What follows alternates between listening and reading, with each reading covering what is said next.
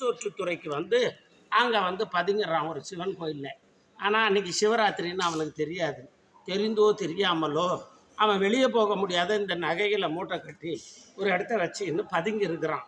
இரவு பொழுது கரைக்கணும், கண் விழித்து கொண்டு இருக்கிறான். அவனுக்கு யாரும் சாப்பாடு கொடுக்கல. வெங்கடம் பரம ஔஷதம்னு வாங்கும்.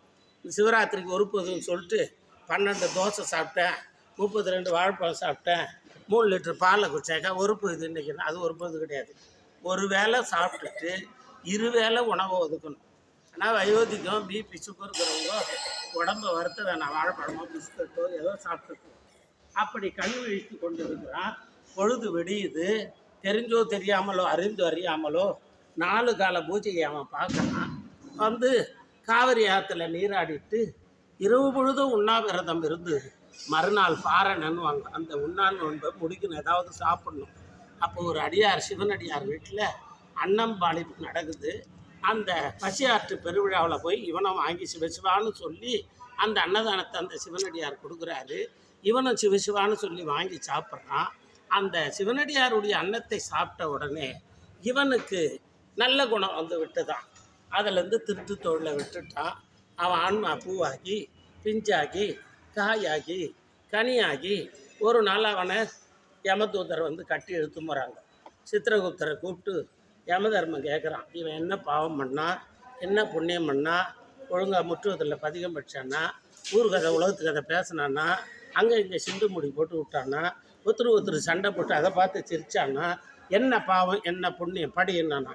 அவன் எல்லா பாவத்தையும் படிச்சுட்டு, அண்ணா தெரிஞ்சோ தெரியாமலோ சிவராத்திரி தினத்தில் அவன் 4 கால பூஜையை பார்த்துருக்குறான், கண் விழித்து இருக்கிறான், வெங்கடம் பரம ஔஷதன்னு பட்னி ஆந்துக்கிறான், யாரும் சோறு போடலை.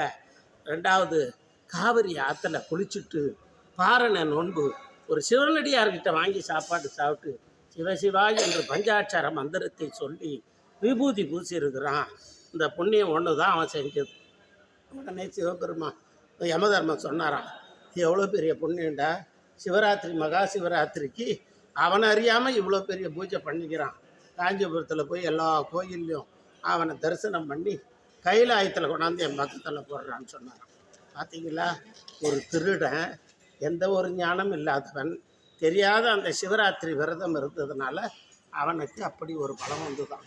நீங்கள் ஒவ்வொரு ஜாமத்தில் கும்பிட்றீங்களோ இல்லையா, 11லேருந்து அந்த 1 மணி வரலும் வந்து லிங்கோத்வ காலம்னு வாங்கும். அந்த காலத்தில் தான் சிவபெருமான் லிங்க வடிவமாக எடுத்த நேரமாக 11லேருந்து 1 மணி. அந்த நேரம் தரிசனம் பண்ணிங்கனாலே சிவராத்திரி முழு பலன் கிடைக்கும்னு சொல்லுவாங்க. இந்த அற்புதமான சிவராத்திரி எல்லாம் ஒத்துமையாக ஏதோ ஒரு கோயிலில் பாதுகாப்பாக போய் உங்களுக்கு முடியலைன்னா பசும்பாலோ வாழைப்பழமோ ஏதோ ஒன்று வாங்கிக்கணும். அதாவது வயிறு வந்து உடல் சுத்தம் குடல் சுத்தம்னு வாங்கும். இதெல்லாம் விஞ்ஞானத்தையும் மெய்ஞானத்தையும் கலந்து நம்ம முன்னோர்கள் ஆன்மீகம்னு வச்சாங்க. அதாவது உன்னை நீயே அறிந்து கொள்வது, உன்னை நீயே புரிந்து கொள்வது, உன்னை நீயே தெரிந்து கொள்வது தான் ஆன்மீகம்னு சொல்லுவாங்க. மங்கையராக பிறப்பதற்கு நல்ல மாதவம் செய்திடல் வேண்டுமன்னாயினா ஒரு பெண்ணாக பிறக்கிறதுக்கு பெரிய தவம் பண்ணணுமா. ஆனால் அது ஈஸியாக சொல்லுவாங்க, அது என்ன பொட்டை பொண்ணு பிறந்துச்சு கள்ளிப்பாலை ஊற்றி கொண்டான்னு. ஆண்கள்கிட்ட இல்லாத 7 சக்தி பெண்கள்கிட்ட அம்மா கொடுத்துக்கிறா. அதில் தைரிய சக்தி பெண்களுக்கு தான். இந்த ஆம்பளைங்கெல்லாம் கோயிலுக்கு வந்து அவங்களுக்கு மட்டும்தான் புண்ணியம். உங்களுக்கெல்லாம் புண்ணியம் அப்படின்னா உங்கள் பரம்பரைக்கே புண்ணியம் போகும். நீங்கள் வந்தால் இவர்கிட்ட ஒரு வில்வம் கொடுத்தா வாயில் போட்டு அப்படியே மண்ணு துரும்பிடுவார்.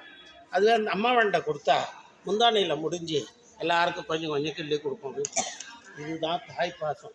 தாய்ப்பாசம் மிகுந்த இந்த தமிழ் மண்ணில் அம்மா ஐயன் தந்த அரைப்படி நெல்லால் வையத்தில் நரம் வளர்ந்தாய் போற்றின்னு இறைவனிடத்தில் 2 நாள் நெல்லை பெற்று அம்மா 32 தர்மம் பண்ண பூமி இது.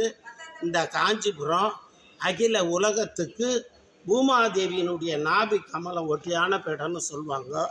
அப்படி பல சிறப்புகள் வாழ்ந்த ஊரில் நாம் பிறந்ததே பெரிய புண்ணியம். அதுவும் இந்த மாதிரி அடியார கூட இருக்குது, அதை விட புண்ணியம். 2வது சிவ மந்திரத்தை சொல்லி அந்த பதிகத்தை படிக்கிறீங்க பாரு, உங்கள் மேனியே மந்திர மேனியாக மாறிவிடும். பதிகத்தை மனம் ஒன்றி படிங்க. ஒன்று அங்கே உட்காந்துன்னு படிக்குது, ஒன்று இங்கே உட்காந்துன்னு படிக்குது, ஒன்று தலையாட்டின்னு படிக்குது, ஒன்று படித்து முடிச்ச ஒன்று அப்போ தான் ஆரம்பிக்குது. ராகதேவதன் ஒரு தேவதை இருந்து அவள் சாப விட்டுருவாளாம், என் ராகத்தை இப்படி இல்லாமல் படிப்புன்னு. கொஞ்சம் கொஞ்சம் சின்ன சின்ன மாற்றம் இருக்குது. வயசானவங்க கொஞ்சம் அப்படி படிப்பாங்க, கொஞ்சம் ஒரு ஸ்பீடாக படிப்பார். இருந்தாலும் எல்லோரும் ஒத்துமையாக பண்ணுங்க அந்த கூட்டு வழிபாடை. ஏன்னா நான் உட்காந்துருந்தாலே ரொம்ப பேருக்கு இதுவாக இருக்கும். ஐயோ பதிகம் படிக்கணும், அவர் வேறு வந்து உட்காந்துட்டாரு, இந்த ரேணுகா அம்மா வேறு வந்து இது வந்தால் பேச சொல்லிடும். பிரேமா அந்த அம்மா நல்லா இது ரேணுகம்மா தான் ஒருங்கிணைக்கிறாங்க. இப்போ கொஞ்சம் பேசட்டுங்க. பிரேமாம்மா அப்படியே சிரிச்சுக்கின்னு அழகாக பக்கமாக கொண்டு போகுது. உங்களுக்குலாம் ஒரு தாய் மாதிரி. ஒரு தாய் சாப்பிட்டா தொப்புள் கொடி வழியாக பிள்ளைகளுக்கு போகுமா. இதெல்லாம் ஒருங்கிணைக்கிறாங்க பாருங்க. அதாவது கருவில் இருக்கிற குழந்தைக்கு எது சாப்பிட்டா ஒத்துக்கும், எது சாப்பிட்டா ஒத்துக்காதுன்னு அந்த தாய்க்கு தான் தெரியும்.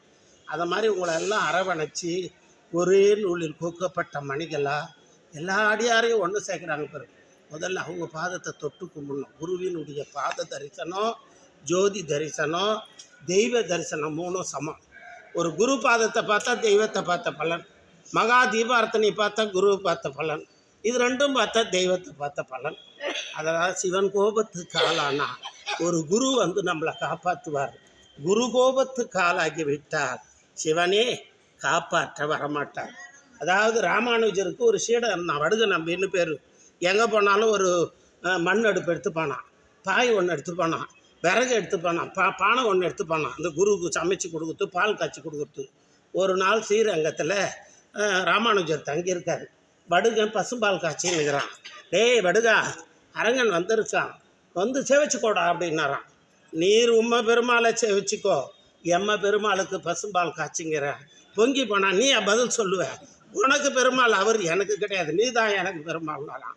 பார்த்தீங்களா, குரு தான் நமக்கு முக்கியம். ஆண்டவன் என்பவன் மரத்தினுடைய இலை, அடியவர் என்பவர் மரத்தினுடைய வேர். மருவத்தூரில் அம்மா சொல்லிக்குது, காஞ்சி மகான், மருவத்தூர் மகான், பூண்டி மகான், மூவர் கொடுக்கும் விபூதிக்கு உயிர் உண்டுடான்னு சொல்லிக்குது. மகா பெரியவர் சொல்லுவாரான், அவர் சம்சாரி, நான் சன்னியாசின்னு. அம்மா என்ன சொல்லுமா, பீடத்து பாலக எப்படின்னு கேட்குமா. இவங்கெல்லாம் ஒரு பெரிய மகான்கள், தெய்வ அவதாரம். அதே மாதிரி பூண்டி மகான் ஆற்றுல வெள்ளம் போய்ங்க தான் அப்படி உட்காந்து ஜபம் பண்ணிக்கின்னு தரம் வெள்ளம் வந்துடுச்சான். எல்லா ஜனமும் அழுதான். பூண்டி மகான் ஆற்றுல போயிட்டாரு. 6 மாதம் புத்தி எழுந்து வராராம் அந்த ஆற்றுலேருந்து. பெரிய மகான் அவர். அதனால் வாய்ப்பு கிடைச்சா பூண்டி மகானாண்ட போய் கூட பதிகம் படிங்க. இந்த அவதாரன்றது எப்போ வர்றது கிடையாது. குறிஞ்சி மலர் 12 வருஷத்துக்கு ஒரு முறை மலரும். பிரம்ம கமலப்பூ 7 வருஷத்துக்கு ஒரு முறை மலரும். தாழி பணம் மரம் 100வது வயதில் மலரும். அதே மாதிரி மூங்கில் மரமும் 100 வருஷத்துக்கு ஒரு முறை தான் பூ பூக்கும். அந்த மாதிரி உதும மலர் என்றால் 3000 வருஷத்துக்கு ஒரு மரமாக. இவங்கெல்லாம் கருவில் இருக்கும்போதே ஏதோ ஒரு அவங்க அப்பா அம்மா தாத்தா பாட்டி பண்ண சிவப்புண்ணியம் இன்றைக்கி உத்ராட்சத்தை போட்டுக்கணும் பதிகம் படித்து அழுதுவோம். காஞ்சிபுரத்தில் பார்த்தா பெருமையாகுது. ஒரு மூலையில் ஒன்று ஆரவாரமான போட்டி. ஈஸ்வரி ஒரு பக்கம், பிரேமா ஒரு பக்கம், இந்த அம்மா ஒரு பக்கம், வசந்தா ஒரு பக்கம். ஒவ்வொருத்தர்கிட்ட சின்ன சின்ன இது இருக்கும். மற்றபடி எல்லாம் நல்லா பண்ணுறீங்க. உங்களுக்கெல்லாம் சிவப்புண்ணியம் நிறைய சேர்ந்து போச்சு.